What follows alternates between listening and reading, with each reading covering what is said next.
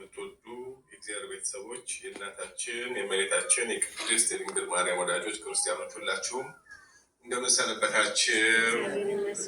እንደምን አደራችሁ? እንደምን አረፈዳችሁ?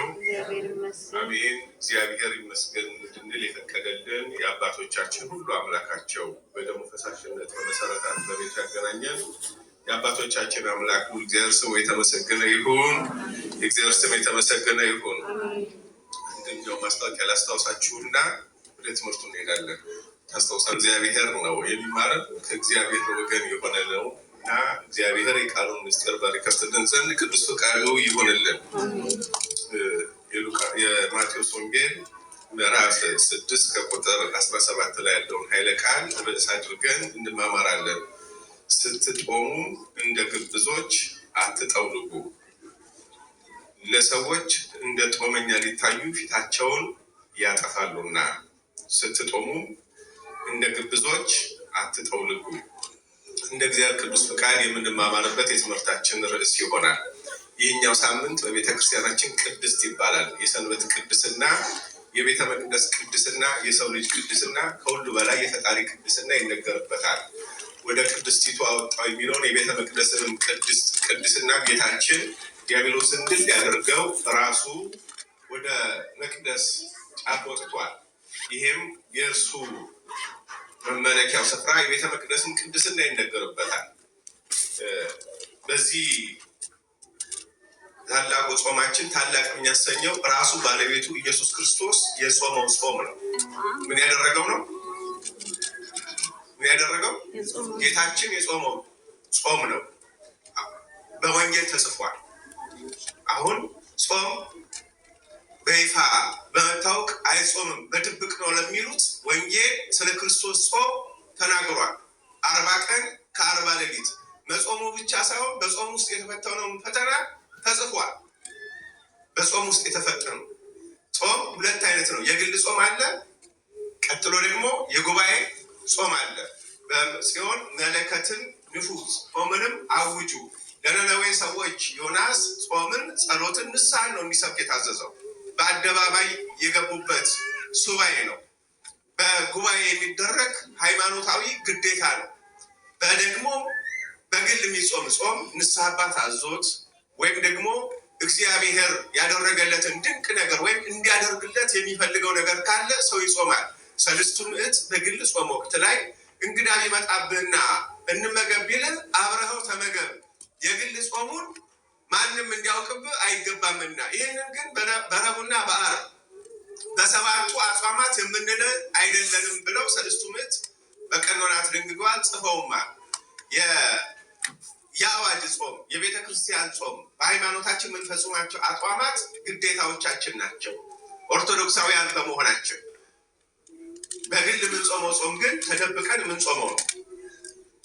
ጌታችን ኢየሱስ ክርስቶስ በተራራው ስብከቱ፣ የተራራው ስብከት የሚባለው የማቴዎስ ወንጌል ከምዕራፍ 5 እስከ ምዕራፍ 8 መጀመሪያው ድረስ ወደ ተራራ ላይ ወጣ የሚለው ማቴዎስ ወንጌል ምዕራፍ 5 ቁጥር 1 ነው። ከተራራው ላይ ሲወርድ ይላል ደግሞ የማቴዎስ ወንጌል ምዕራፍ 8 ከቁጥር 1፣ ምዕራፍ 5፣ ምዕራፍ 6 እና ምዕራፍ 7። የማቴዎስ ወንጌል ምዕራፍ 5፣ ምዕራፍ 6፣ ምዕራፍ 7 የተራራው ስብከት ይባላል። የምን ስብከት? ሕግ እየሰጠ ነው። ሐጋጌ ሕግጋት፣ የሕግጋት ሁሉ አውጪ ስለሆነ ለሙሴ በሲና ተራራ ላይ 10ቱን ሕግጋት የሰጠ እርሱ በሙሴ ዘመን እንዲህ እንደተባለ ሰምታችኋል፣ እኔ ግን እላችኋለሁ እያለ ሕግን ያጸና ነበረ። ከነዛ ውስጥ ስትጾሙ፣ ስትጸልዩ፣ ስትመጸውቱ እያለ ካስተማራቸው ውስጥ ለደቀ መዛሙርቱ ስትጾሙ እንደ ግብዞች አትጠውልጉ። እንደምኖች?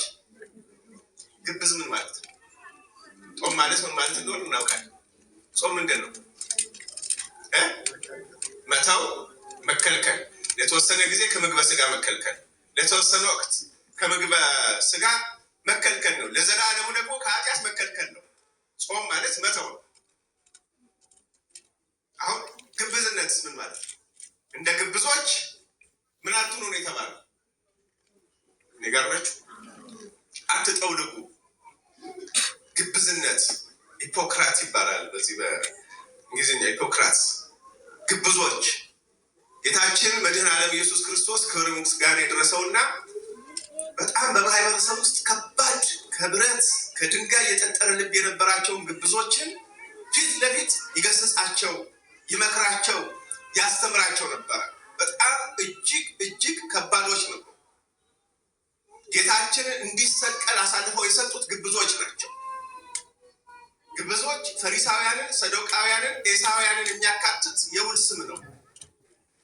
ግብዝነት የታይታ የእውቅናና የከበሬታ ህይወት ነው።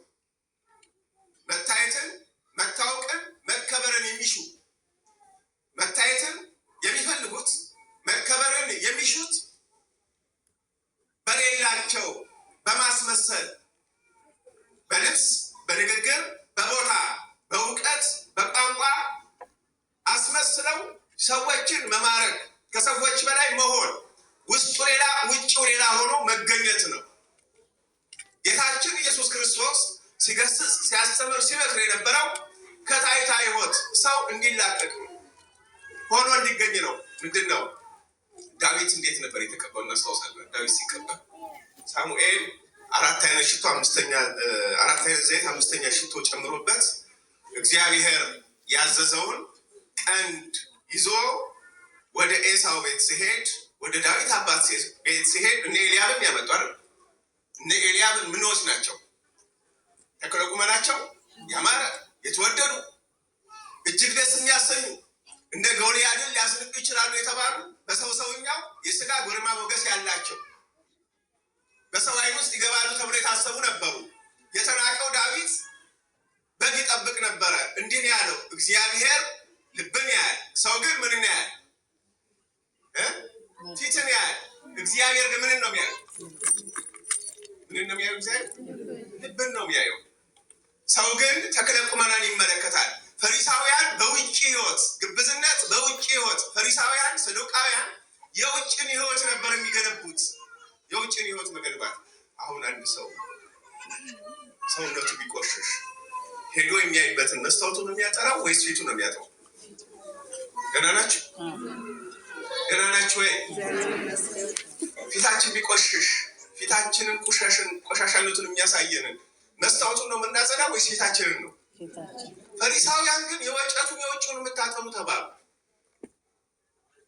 ብርጭቆ ውሃ ሊጠጡበት ያዘጋጁትን ብርጭቆ የውስጡን ሳይሆን የሚያጥቡት በውጭ በኩል ያለውን ነው የሚያጥቡት። የውጭ የውስጡን ያሳየናል ብለው ስለሚያስቡ መታጠብ ያለበት ከውስጥ ነው። ከውስጥ ከጸዳ ውጭ ምን ይሆናል? ያምራል። እግዚአብሔር ልብን ይመለከታል። ሰው ግን ውጭን አካላዊውን ነገር ይመለከታል። ለዚህ ነው ጌታችን ማቴዎስ ወንጌል ምዕራፍ 23 8 ጊዜ ፈሪሳውያንን እናንተ ግብዞች ይላችሁ። እናንተ ግብዞች በሰው ፊት ለታይታ የምታደርጉት፣ ለታይታ የሚደረግን ነገር እግዚአብሔር አይፈልግም። ለታይታ አንድ። ሁለተኛ እናንተ ግብዞች ከድንብላል አስራት ታወጣላችሁ፣ የሰው ምን ትነጥቃላችሁ? እናንተ ግብዞች የተለሰናችሁ መቃብራት፣ የመቃብርን ስፍራ ትመስላላችሁ። አሁን የተለሰ መቃብር ሰው መቃብር ስፍራ ከውጭ ያለውን ለማየት ይሄዳል። ውጭውን ቆፍሮ ማየት ውስጡን ቆፍሮ ያያል። እንዲህ ናችሁ፣ ከውጭ የምታምሩ ትመስላላችሁ። አሁን አንዳንድ ሰው አቤት ሲናገር በንግግሩ ደስ የሚያሰኝ ነው አይደል የሚመስለው? ሰውን ለመግዛት ለምሳሌ ለማስመሰል የሚናገረው ንግግርና ውስጡ ለየቅል ነው። ለየቅል ሆነ አንዳንድ ሰው አስፈቅዶ እኔ ግልጽ ሰው ነኝ ከውስጥ ምንም ያዝ አልችልም ብሎ ይናገራል አይደለም? ከላይ ከታች ከፍ ዝቅ አድርጎ ይነግራል። እኔ ግልጽ ነኝ ብሎ። እናንተ ግን በግልጽ ስትነግሩት ይወዳል። ያ ሰው ውሸታም ግልጽ ሰው አይደለም። እኔ ከልቤ ምንም ማስቀረት አልችልም ብሎ ይናገርና ያስወነጭፍ ሚሳኤሉን የወረወርና እናንተ ጥጭትዬ አንዲት ነገር ስትናገሩ አይደለም። ፈሪሳውያን እንዲህ ነበሩ። ሸክም ያሸክማሉ። የሰውን ግን አንዷን መከራ መሸከም አይፈልጉም። እናንተ ግብዞች የማታደርጉትን ሰው ላይ የምትጭኑ ግብዞች ሰው ላይ ሸክምን የሚያበዙ ናቸው። የማያደርጉትን የሚናገሩ ናቸው። የሚያስመስሉ ናቸው።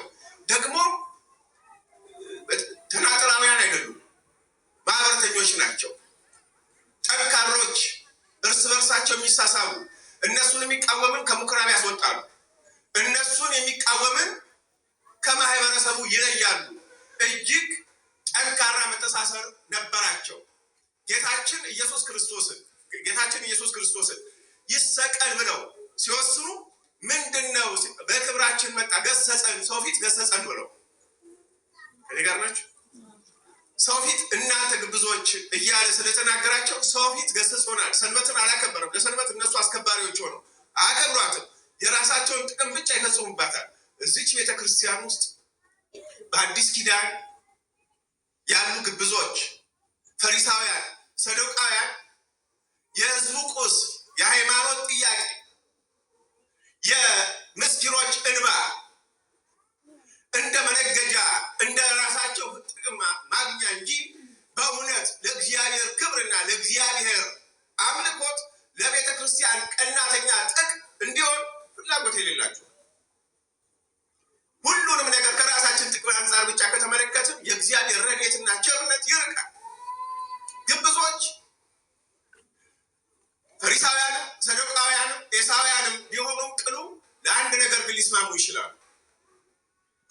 ፈሪሳዊው ሰዱቃዊን ሊል ይችላል። ግብዝነት ነው። በልብስ ብቻ ውስጥ እንደው አባቶቻችን ምን ይላሉ? ከመጠምጠም ምን ይግደል? ልብ ውስጥ የእግዚአብሔር ቃል ውስጥን እንዲያሸንፍ የሚያስፈልገው ከውጭ ብቻ ከሆነ ውስጥ ካልገባ የእግዚአብሔር ቃል ጾሙም ቃል እግዚአብሔሩ መንፈሳዊነቱ ከውስጥ ካልገባ ከአንደበት ላይ ብቻ ከሆነ በውጭ ብቻ ከሆነ ተንኮል ነው የሚሆነው፣ ክፋት ነው የሚሆነው፣ እግዚአብሔር የማይከብርበት ይሆናል። እንዴት ነው? አንዳንዴ ለልጆች ምግብ ለመስራት ከታዘዝኩኝ እንደዚህ ያደርግና መጀመሪያ ከሽንኩርቱ ጋር ዘይቱን አይደለም የሚገባው ተዋከበን ምናልባት ውሃውን ካስቀደምኩት እና ዘይቱን ከጨመርኩት ዘይቱ ምን ይሆናል? ገና ናቸው። በሴቶች በኩል ወይም ታውቃለች ምን ይሆናል?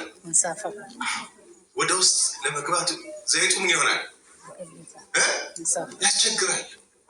ቀድሞ ግን ዘይቱ ከገባ ውሃ እንኳን ብንጨምርበት ዘይቱ ለመንሳፈፍ ትንሽ እሳት እየነካው ከሄደ መንሳፈፉ አይታየም። ከአናቱ ላይ ከጨመርነው ግን ከባድ ነው። የእግዚአብሔር ቃል ውስጣችን ካልገባ ከላይ እየተንሳፈፈ እንደ ግብዞች የማስመሰል ህይወት ይሆናል። ምንም ችግር የለባቸውም ግብዞች። ድርቅ ብለው ምንም ሐሰቱን እውነት ነጩን ጥቁር አድርገው ሲናገሩ ችግር የለባቸው። ዲያብሎስ ክርስቶስን ሲፈትነው ከመጽሐፍት የማያምንበትን መጽሐፍ ቅዱስ ይጠቅስ ነበር። አያምንበትም፣ በመጽሐፍ ግን እንዲህ ተብሏል ብሎ ይጽፍ ነበር። ግብዞች እንዲህ ያደርጋሉ። ጉባኤ ለመበተን፣ ቤተክርስቲያን ለማወቅ፣ ምዕመናንን እግዚአብሔር እንዳይመለከቱ ለማድረግ እንዲህ ያደርጋሉ። በሐዋርያት ዘመን እንዲህ ተደርጎ ነበረ። ለዚህ ነው ሐዋርያት ግብዝነትን አብዝተው ይጸየፉ ነበር። ጌታችን ሲያስተምራቸው ከግብዞች ተጠንቀቁ፣ ከግብዞች ራቁ እያለ ከማስመሰል ህይወት ከማስመሰል ግብዝነት ኃጢአት ነው መሰለኝ፣ ፍጹም ኃጢአት። አሁን አንድ ሰው በጥቂቱ ቀድሞ መጥቶ ከኋላ የመጣውን ሰው የሚንቀው ከሆነ ግብዝነት ነው። 5 ሰዓትም የመጣ ጠዋትም የመጣ በእግዚአብሔር ዘንድ ዋጋው ምንድን ነው? እኩል ነው። ሰው 10 ሳንቲም ቢሰጥ 10 ሺህ ብር ቢሰጥ በእግዚአብሔር ዘንድ ዋጋው እኩል ነው።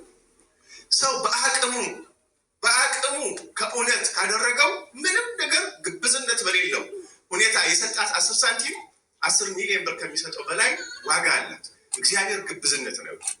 በሮሜ መልእክቱ ምዕራፍ 12 ቁጥር 5 ላይ ቅዱስ ጳውሎስ ፍቅራችሁ ያለ ግብዝነት ይሁን ይላል። ገና ናችሁ። ባልና ሚስት ሲዋደዱ ግብዝነት ሊኖርበት አይገባም። በቃ እሷን ሊያስደስታት የሚችለው እኔን ሊያስደስተኝ የሚችለው እያለ በእኔነትና በእሷነት ያጠረው ህይወት ካለ በክርስትና ህይወት ውስጥ ትዳር ረዥም ጉዞ ላይ ይጓዝ ይችላል። እግዚአብሔርን የሚያስደስተውን ነገር እናስቀድም። ከኔ ጋር ናቸው። ለእግዚአብሔር እስረኞች እንሁን እንጂ ለኑሮ እስረኞች አንሁን። የትዳር ጉዳይ ኑሮ ሆኖ አይክበድባችሁ ብሎ ቅዱስ ጳውሎስ እንዳስተማረ በስራ ህይወት ውስጥ ግብዝነት በሌለው ሁኔታ ሰው ለስራው ታማኝ ሆኖ መስራት አለበት። ክሎኪንግ ክሎክ አውት ሲያደርግ የሰዓት ጉዳይ ሳይሆን የተሰጠውን ስራ በአገባቡ እግዚአብሔር አዞኛል ብሎ ይስራ። አሁን ብዙ ሰው ስራችንን ከእግዚአብሔር አንጻር እንስራው። ስራ ለማግኘት ጉቦ መለማመድን ገንዘብ ያደረጉ ሰዎች አሉ። በማህበረሰባችን ውስጥ ሱቅ ከፍተው ሱቃቸው ውስጥ ከስተመር እንዲመጣ የሆነ ሽማግሌዎች ማገገሚያ ተከፍተው ሽማግሌዎችን ለማግኘት ላለመዱት ሰዎች ጉቦ እያስለመደ ያለ ማህበረሰብ ውስጥ ነው ያለው። እኔ ጋር ናችሁ። አሁን እቺ ነገር ስታድግ ፍቅረ ነው አይተውንና ነገ ከነገ ወዲያ መስቀል ካልሸጥኩኝ ይላል። ነገ ከነገ ወዲያ አዋቂ ከሆነለት ሌላ ነገር ማድረግ ይጀምራል። ሰው የገንዘብ ፍቅር የእግዚአብሔርን ክብር ያስረሳል። የግብዝነት ህይወት የሚመጣው በጥቃቅን ኃጢአቶች ስለሆነ ለዚህ ነው አገልግሎታችን ሃይማኖታችንን ስንፈጽም ስንጾምም ያለ ግብዝነት መሆን መቻል አለበት። ምን ይላል ቅዱስ ያዕቆብ? ያዕቆብ መልእክት ምዕራፍ 3 ቁጥር 17 ላይ በትህትና ኑሩ፣ ግብዝነት የሌለበትን ህይወት እግዚአብሔር ይወዳልና። ምን የሌለበትን ህይወት? ግብዝነት የሌለበትን ህይወት እግዚአብሔር ይወዳልና። ቅዱስ ጳውሎስ ፍጹም ትሁት ነበር። የሚያስደንቀው በግብዝነት ሲፈተኑ የነበሩ አስተማሪው ቅዱስ ጴጥሮስና ደቀ መዝሙሩ በርናባስ በግብዝነት ይፈተኑ ነበር። ቅዱስ ጴጥሮስ አሕዛብን ያቀረበ መስሎት ገላትያ ምዕራፍ 2 ቁጥር 15 ላይ ስንመለከት ቅዱስ ጳውሎስ ጴጥሮስን ሰው ፊት ገስጾታል። ከነገርነች ይሁዲ ነበር ጴጥሮስ። ይሁዲ ሆነው ከአሕዛብ ወገን ሆኖ ደግሞ አሉ። አሕዛብ ማለት ሕገ እግዚአብሔርን የማያውቁ መደዴዎች፣ ያልተገዘሩ፣ አስርቱን ሕግጋት የማያውቁ ኢግዙራን ናቸው አሕዛብ የሚባሉት። በአብርሃም አምላክ አያመልኩም ነበር። ወደ ክርስትና ከመጡ በኋላ እነኛ አሕዛብ ወደ ይሁዲዎች፣ ወደ ክርስቲያኖች፣ አይሁድ ወደ ሆኑት ክርስቲያኖች ይዘው የመጡት ልማድ አለ። አሕዛብ ደም አንቆት የሞተውን ይበላሉ። ደም አንቆት የሞተው ማለት ሳይባረክ የሞተው ያገኙትን ይበሉ ነበረ። ያንን ሐዋርያት ደንግጓል እንዳይበሉ። ጴጥሮስ እነሱን ለማቅረብ ብሎ አብሯቸው መመገብ ጀመረ። ቅዱስ ጳውሎስ ይህን ተመለከተ። አይሁድ ደግሞ መጡና እኛ እኮ ሕግ ያለን፣ ሙሴ እኮ ሕግ የሰራልን የአብርሃም ልጆች ነን ብለው ሲናገሩ በርናባስን ኮረኮረው። ያ የበላይነት የበላይ በቃ ከሰዎች የበላይ መሆን ስሜት ተሰማው። አንዳንድ ሰው ክርስትና ሃይማኖትን እውቀትን የሆነ ክልል መውሰድ ይፈልጋል። እኮ ሴት ወለብ እና ባለ ልጅ ባይል በክርስቶስ ሁላችን አለን። ሁላችን ጣዖት አምልኮ ይዘው እግዚአብሔር ቤት መምጣት አይቻልም። ነቅሎ ነው የሚጥለው። በእውነት እግዚአብሔር መንፈስ የትም ቦታ የጊዜ ጉዳይ ነው እንጂ ዘረኝነት ጣዖት አምልኮ ነው። ሰው ይዞት ከመጣ እግዚአብሔር በኪነ ጥበቡ ያወጣ። አንዳንድ ጊዜ መስዋዕት እዚህ ጋር ይመጣል። መመራ እዛች ጋር ሳንደርሳት አንዱ አጣ ልትወድቅ ትችላለች። ለመስዋዕት ግልጽ ነው። ይመጣል ጧፉት ሊሰበር ይችላል። በቃ ለመስዋዕት ሳይሆን ይቀራል። ስለመጣን ቤተ መቅደስ ውስጥ ስለገባን አይደለም። ውስጣችን መጥፎ ነገር ካለ ያወጣል፣ እግዚአብሔር ያወጣል። ለዛ ነው መጠንቀቅ። ትዕቢትን፣ መታጀርን፣ ዘረኝነትን ይዘን እግዚአብሔር ቤት ውስጥ መምጣት አንችልም። መርዝ ነው። ከቃል እግዚአብሔር ጋር ሊዋሃድ አይችልም። መጥፋት አለብን። ይሁዲነቱ ትዝ አለው በርናባስ። ከዛም ግብዝነት ያዘው ይላል። ይህንን የሚለው ቅዱስ ጳውሎስ በጻፈው በገላትያ ምዕራፍ 2 ቁጥር 15 ላይ ነው። በርናባስን ግብዝነት መጣበት ይላል። ግብዝነት አለ። ክርስትናውን ረሳና ይሁዲነት መጣበት። የተወለደበት ያደገበት ማህበረሰብ፣ ቋንቋው፣ ባህሉ መጣበት፣ በለጠበት። ያ ክርስትናውን ዋጣው፣ ሊያጠፋው ፈለገ። በትህትና እግር ያጠበለትን ክርስቶስን ክዶ አሁን ይሁዲነቱ ከፍ ሊልበት ሆነ። ጳውሎስ ገሰጸው ይላል። እንዲህ ያለው መንፈስ ነው በጸሎት መገሰጽ የሚያስፈልገው። ስንጾም ግብዝነትን መጸየፍ ነው ያለብን። ስለ ጾም እናውቃለን። ቤተክርስቲያን እያስተማረችን ነው። ከጾማችን ከመልካሙ ነገር ግን ግብዝነት አብሮ እንዳይገባ። ብዙ ጊዜ መልካም የሚመስሉ መጥፎ ልምዶች ከመልካም ነገር ጋር ታከው ነው የሚመጡት። እኔ ጋር ናችሁ። ከመልካም ነገር ጋር ታከው ይመጣል። ያንን ነው ነጥረን አንጥረን በእግዚአብሔር ቃል ማስወገድ ያለብን። ጦመን ወንዷለሁ ይላል። የኒቆላን ስራን ግን ይዘህ ስለመጣ እጸየፍሃለሁ። ኒቆላዎስ የሚባል ከሰባቱ ዲያቆናት በመንፈስ ቅዱስ ከተመረጡት ውስጥ አንዱ ነው። ራእይ ዮሐንስ ምዕራፍ 2 ቁጥር 8 ላይ ቅዱስ ዮሐንስ ራእይ የገሰጸው ኒቆላዎስ መልካም ሰው ነበር፣ ነገር ግን ግብዝነትን ይዞ ከክህነቱ ጋር መጣ። እገስጽሃለሁ፣ ለምን የኒቆላውንን ስራ ይዘህ መጥተሃልና የምነቅፍብህ ነገር አለኝ ይላል እግዚአብሔር። በእያንዳንዳችን ህይወት ውስጥ በክርስትናችን፣ በክህነታችን፣ በክርስቲያናዊ ማንነታችን ውስጥ፣ በአገልግሎታችን ውስጥ ቀድሜ መጣሁ ኋላ መጣ ወይም እንዲያለን ብለን ግብዝነትን ካመጣን እግዚአብሔር ይጸየፈዋል። እግዚአብሔር ይጸየፈዋል። ግብዝነትን ጦም ተቃራኒው ነው፣ አይስማማው። በጦማችን ልናሸንፍ የሚገባው ግብዝነትንም ጭምር ነው። የበታችነትን ገንዘብ እናደርግ፣ ባሪያ መሆንን ገንዘብ እናደርግ። የማልጠቅም ባሪያ ነኝ እንበል። ጾም ትዕቢት ስራ አይደለ፣ ትህትና ስለሆነ ዲያብሎስን ድል ማድረግ የምንችለው በትህትና ጭምር ስለሆነ ግብዝነትን፣ ትዕቢትን፣ መታጀርን ከራሳችን ዝቅ አድርገን ራሳችንን ባዶ እናድርግ። ብርጭቆ ውስጥ ውሃ ከሞላው ሌላ ውሃ መጨመር አይቻልም። ትዕቢት በውስጣችን ካለ የእግዚአብሔር ቃል ከውስጣችን ጋር አይዋህድም። እንድፋው ኤክስፒሪየንሳችን ወይም ደግሞ ያንን ትዕቢታችንን፣ እውቀታችንን፣ ሀብታችንን ባዶ አድርገን እንምጣ። እግዚአብሔር በቃሉ በጸጋው በቸርነቱ በእኛ ውስጥ የተትረፈረፈን ሀብትና ጸጋ ሊሰጠን የታመነ አምላክ ነው። ይቆያል።